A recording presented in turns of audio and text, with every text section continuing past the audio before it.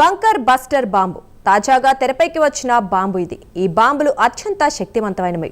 భూగర్భంలోని పటిష్ట నిర్మాణాలను అలాగే సొరంగాలను ధ్వంసం చేయడానికి వీటిని వినియోగిస్తూ ఉంటారు. అయితే ఈ బాంబులు ప్రస్తుతం ఒక్క అమెరికా దగ్గర మాత్రమే ఉన్నాయి.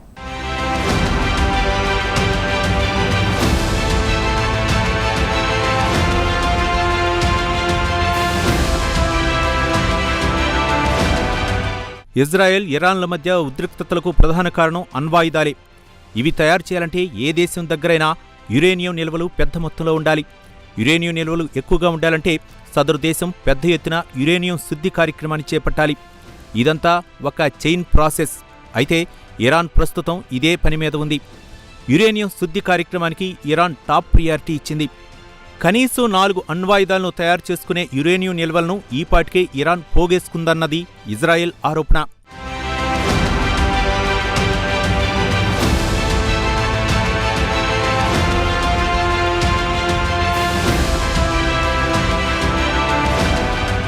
ఇటువంటి పరిస్థితిలో ఇరాన్ అణుశుద్ధి సత్తాను దెబ్బతీయటమే లక్ష్యంగా ఇజ్రాయెల్ దాదాపు వారం కిందటి నుంచి దాడులు మొదలుపెట్టింది.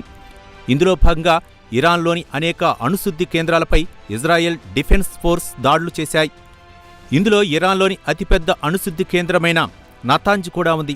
అయితే ఎక్కడో భూగర్భంలో ఉండే నతాంజ్ అణుశుద్ధి కేంద్రానికి ఇజ్రాయెల్ బలగాలు పెద్దగా నష్టం చేయలేకపోయాయి.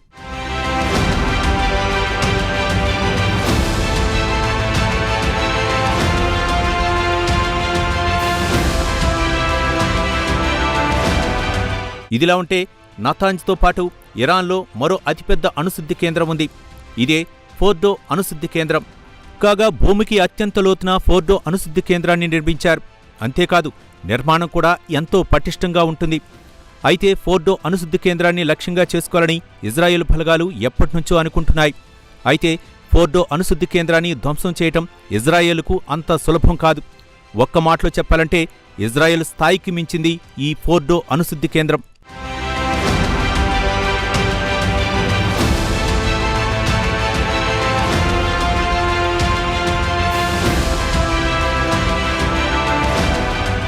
కాగా ఫోర్డో అణుశుద్ధి కేంద్రాన్ని ధ్వంసం చేయాలంటే ఇది ప్రపంచంలో ఒక్క అమెరికాకే సాధ్యం అంటున్నారు యుద్ధరంగ నిపుణులు.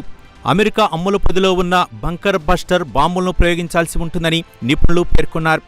భూమి ఉపరితలం నుంచి బాగా లోతుకు వెళ్లి దేనినైనా ధ్వంసం చేయగల సత్తా ఈ బంకర్ బస్టర్ బాంబులకు ఉంటుంది. ఈ బాంబులు ఒక్కొక్కటి 13,000 కిలోలకు పైగా బరువు ఉంటాయి.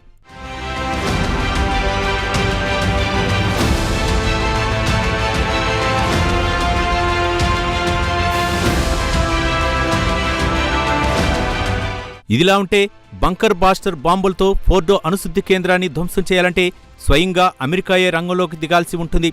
ఎందుకంటే ఈ బాంబులను ప్రయోగించే సత్తా అమెరికాలోని B-2 స్పిరిట్ స్టెల్ బాంబర్లకు మాత్రమే ఉంటుంది. ఏమైనా